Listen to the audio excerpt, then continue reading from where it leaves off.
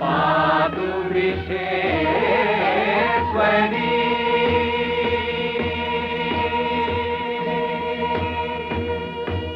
আশ্বিনের শারদ প্রাতে বেজে উঠেছে আলোকমঞ্জিত, ধরণীর বহিরাকাশে অন্তরিত মেঘমালা, প্রকৃতির অন্তরাকাশে জাগরিত জ্যোতির্ময়ী জগন্মাতার আগমন বার্তা।